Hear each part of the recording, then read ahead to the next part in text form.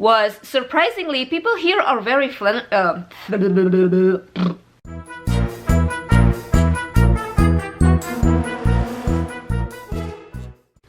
Indonesia, welcome back to my channel. Ini adalah video pertama aku di tahun 2017. Dan di video kali ini aku akan membicarakan mengenai culture shock. But first, let me read you the definition of culture shock according to Wikipedia. So, culture shock is an experience a person may have when one moves to a cultural environment which is different from one's own. It is also the personal disorientation a person may feel when experiencing an unfamiliar way of life due to immigration or a visit to a new country, a move between social environments, or simply transition to another type of life. That is the definition of culture shock according to Wikipedia. So, I'm going to be talking about the culture shock that I experienced when I first moved to the US about 3 years ago. Culture shock yang akan aku bicarakan di sini adalah selain bahasa ya, karena perbedaan bahasa itu udah pastilah ya menyebabkan culture shock, kayaknya itu udah nggak perlu dibahas lagi.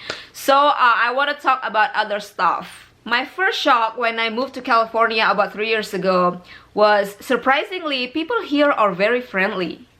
Now I know that Indonesian people are like one of the friendliest people on earth, but over here it's a different kind of friendly. Di sini orang-orang itu cenderung menyapa orang lain dengan hi, how are you? Hi, how are you doing? Meskipun mereka itu nggak saling kenal sama sekali. Jadi misalnya aku ketemu dengan orang di jalan gitu ya, di sekitar perumahan tempat tinggal aku gitu ya, mereka akan menyapa, hi, how are you? And my first reaction when I heard that, I was like, you don't even know me. Why do you want to know how I'm doing? So I went into this defensive mode, like, hey, we don't even know each other. Karena kalau di Indonesia, kalau misalnya dengan stranger, mungkin cukup dengan selamat pagi, selamat siang. Kita nggak nanyain kabar kan, kecuali kalau kita sudah kenal dengan orang itu. Tapi di sini ternyata it's different. Waktu pertama kali aku belanja ke supermarket dan bayar di kasir, itu kasirnya nyapa, hi, how are you? Aku nggak jawab apa-apa, aku diem aja. Ternyata ya, begitulah di sini. Jadi sebenarnya mereka nanya seperti itu bukan karena mereka bener-bener pengen tahu how you're doing. Mereka nggak bener-bener pengen tahu gitu gimana keadaan kamu. So, meskipun saat itu kamu mungkin merasa nggak enak badan atau kamu merasa nggak mood gitu ya, nggak mungkin lah kamu bilang, oh, I'm not feeling good. So the proper way to respond is just, I'm good, how are you? Seriously guys, waktu 2 minggu pertama aku pindah ke sini, itu aku nggak berani ngomong sama siapa-siapa karena aku merasa nggak pede ya. Meskipun my English has been pretty solid, aku merasa takut salah omong atau gimana kalau misalnya aku dianggap aneh gitu. Jadi pikiran-pikiran semacam itu akhirnya aku nggak berani ngomong sama siapa-siapa 2 minggu pertama aku pindah ke sini itu. Tapi ya lama-lama aku terbiasa juga sih. Culture shock yang kedua itu adalah birthdays alias ulang tahun. Jadi dulu di Indonesia waktu aku ulang tahun itu aku selalu ditodong untuk dimintain bayarin makan, dimintain traktir gitu. Terus dikerjain pula. Udah gitu nggak dapat kado. Jadi di sini is totally different. Jadi di sini siapa yang ulang tahun itu yang dimanjakan pada hari itu. Jadi waktu itu aku pertama kali diundang ke ulang tahun teman aku gitu ya di restoran, dan kebetulan teman aku itu orang sini. Itu aku udah siap-siap, wah gue mau dibayarin makan nih, gue mau ditraktir nih. Ternyata gue yang suruh bayarin makan. Jadi di sini yang ulang tahun itu yang dibayarin. Jadi teman-temannya itu pada urunan gitu buat bayarin yang ulang tahun. Justru yang ulang tahun nggak boleh bayar. Terus udah gitu kita semua kasih kado ke dia gitu. Jadi semacam hari istimewa dia gitu. Jadi dia harus dimanjakan gitu. And I kinda like that. Not kinda, but I really like that. I mean, I think that's how it's supposed to be. Yang ketiga itu adalah tipping. Tipping di sini itu semacam wajib gitu ya. It's not a mandatory, but it's kind of mandatory. Jadi setiap kita makan di restoran itu kita harus kasih tip 15% dari jumlah billnya. Which is sometimes it's kind of annoying karena aku merasa kadang servernya itu doesn't deserve a tip gitu ya. But I still have to give her a tip because it's like some kind of rules here. But you know, it is what it is. Jadi kalau misalnya habis $20 misalnya di restoran, itu kita bayarnya pasti lebih dari $20 kan, belum taxnya, belum tipnya. Taxnya 15%, taxnya 10%, tipnya 15%. So, that's that. And then of course yang keempat itu tadi sales tax. Jadi di sini itu kalau beli apa-apa itu selalu ada sales tax. Jadi misalnya beli baju harga $50, itu ketika bayar di kasir nggak mungkin bayarnya $50, pasti ada tambahan 10% sales tax gitu. And then next, istilah-istilah ukuran. Di sini kita pakai miles instead of kilometers untuk jarak ya.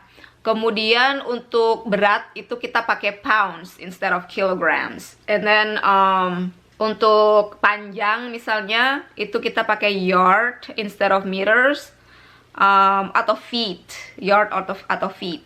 Untuk tinggi badan juga kita pakai feet instead of centimeters or whatever millimeters. And then di sini untuk ukuran temperatur juga kita pakai Fahrenheit. Jadi kalau misalnya untuk oven atau temperatur suhu gitu, itu kita pakai Fahrenheit instead of Celsius.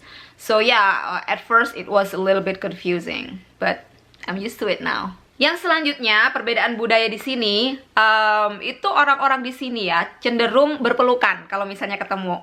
Jadi kalau di Indonesia kan kalau misalnya ketemuan dengan teman atau dengan keluarga, itu kita biasanya cipika-cipiki ya. Atau kalau sama yang orang yang lebih tua itu salim biasanya.